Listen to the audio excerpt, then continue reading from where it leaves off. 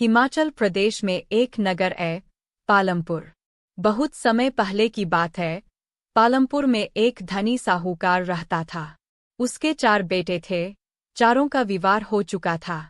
चारों बेटे और तीनों बड़ी बहुएं तो साधारण बुद्धि के थे, लेकिन छोटी बहू दुर्गा बड़ी चतुर और बुद्धिमान थी। साहूकार को अपनी छोटी बहू पर बड़ा भरोसा था। एक बार प्रदेश का राजा साहूकार से किसी बात पर नाराज हो गया। उसने साहूकार व उसके परिवार को देश निकाले की सजा दे दी और आदेश दिया कि देश छोड़ते समय वे अपने घर से कुछ भी लेकर नहीं जा सकते, सिवाय अपने शरीर पर पहने हुए वस्त्र और आभूषण के। साहूकार ऐसी आज्ञा सुनकर बहुत दुखी हुआ, पर राजा की आज्ञा मानने के अलावा उसके पास और कोई चारा भी नहीं था। चलते समय छोटी बहू ने राजा के सिपाहियों से पूछा कि क्या वह रास्ते में खाने के लिए कुछ रोटियां बना सकती है। राजा के सिपाहियों को इस पर कोई ऐतराज नहीं था। दुर्गा ने जब रोटियों के लिए आटा गूंधा तब आटे में 4 बहुमूल्य माणिक छिपा दिए। फिर उस आटे की रोटियां बनाईं और राजा के सिपाहियों को दिखाईं। सिपाहियों ने रोटियां ले जाने दीं। दुर्गा ने रोटियां एक पोटली में बांध लीं। साहूकार का परिवार अपनी यात्रा पर निकल गया। सारा दिन चलने के बाद वे लोग एक नगर में पहुंचे। अब तक रात हो गई थी। साहूकार के परिवार ने एक धर्मशाला में डेरा डाला और खा पी कर सो गए। सुबह साहूकार ने कहा, जो कुछ गहने सबके शरीर पर है वह सब दे दो, जिससे उन्हें बेचकर कुछ खाने पीने का सामान और पहनने के लिए कपड़े आदि खरीदे जाएं। पिताजी, आपको गहने बेचने की कोई आवश्यकता नहीं है। यह माणिक लीजिए और इसे बेचकर खाने पीने का सामान भी खरीदिए और व्यापार भी शुरू करिए। दुर्गा ने एक माणिक साहूकार को देते हुए कहा। उसने सोचा। वह माणिक लेकर सबसे बड़े जौहरी की दुकान पर पहुंचा और उसे माणिक दिखाया। माणिक देखते ही जौहरी की आंखों में चमक आ गई। यह माणिक किसी तरह इससे हासिल करना होगा, उसने सोचा। वह जौहरी असल में एक चोर था। उसने साहूकार की खूब आवभगत की और बोला, यह माणिक बहुत बहुमूल्य है। इसके लिए मुझे घर से सोने की मुहरें मंगानी होंगी, और नौकर को घर भेज दिया मुहरें लाने के लिए। अब वह साहूकार को दूसरे कमरे में ले गया। वहां एक कुर्सी रखी थी। कुर्सी कच्चे सूत से बुनी थी और उस पर एक पतली गद्दी रखी थी। कुर्सी के नीचे एक तहखाना था। आप, जब तक नौकर आता है, इस कुर्सी पर बैठकर आराम कीजिए। मैं आपके लिए शरबत पानी भिजवाता हूँ, जौहरी साहूकार से बोला। साहूकार कुर्सी पर बैठ गया। उसके बोए से कच्चे सूत के धागे टूट गए और वह तहखाने में गिर गया। जौहरी ने झटपट तहखाने के मुंह पर एक बड़ा पत्थर रख दिया और बाहर निकल आया। माणिक उसने अपनी तिजोरी में रख दिया। उधर धर्मशाला में बैठा साहूकार का परिवार उसकी प्रतीक्षा करता रहा। जब सुबह तक साहूकार नहीं लौटा तो दुर्गा को चिंता हुई। उसने दूसरा माणिक निकालकर अपने पति को दिया और बोली, आप यह माणिक लेकर जाइए। यदि पिताजी से आपकी भेंट हो तो यह माणिक वापस ले आइएगा, वरना इस माणिक को बेचकर खाने पीने का सामान ले लीजिएगा। दुर्गा का पति माणिक लेकर बाजार की तरफ चल दिया। वह भी उसी जौहरी की दुकान पर पहुंचा और उसके साथ भी जौहरी ने वही किया जो उसके पिता के साथ किया था।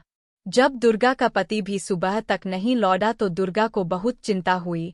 अब मुझे खुद ही पता लगाना होगा कि इस नगर में मेरे ससुर और पति कहाँ खो गए।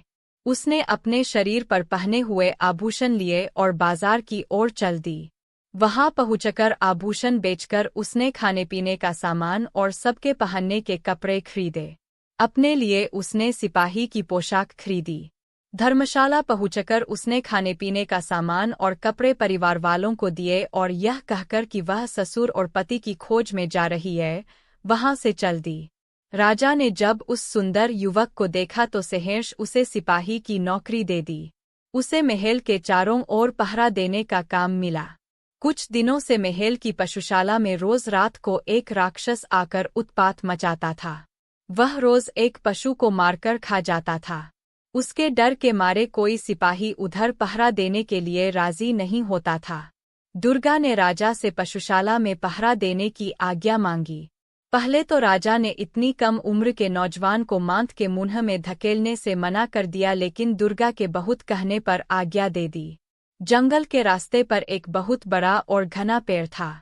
जब रात हुई तो दुर्गा उस पेड़ पर चढ़कर बैठ गई। उसने छुरी से अपने बाएं हाथ की उंगली में घाव कर दिया, जिससे कि घाव के दर्द से उसे नींद न आए। फिर पेड़ पर बैठकर पहरा देने लगी। आधी रात के बाद उसे जंगल की तरफ से आहट सुनाई दी। उसने देखा कि जंगल से निकलकर एक बड़ा सा भैंसा सींग उठाए महल की चार दीवारी की तरफ दौड़ा चला आ रहा है। वह समझ गई कि यही राक्षस है। जैसे ही वह भैंसा पेड़ के नीचे आया, दुर्गा दोनों हाथों में तलवार लेकर उसके ऊपर कूद गई और तलवार से उसकी गर्दन काट गिराई। मरते ही राक्षस अपने असली रूप में आ गया।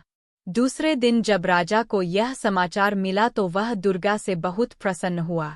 तुमने राक्षस को बड़ी बहादुरी से मारा है, जो चाहे इनाम मांगो।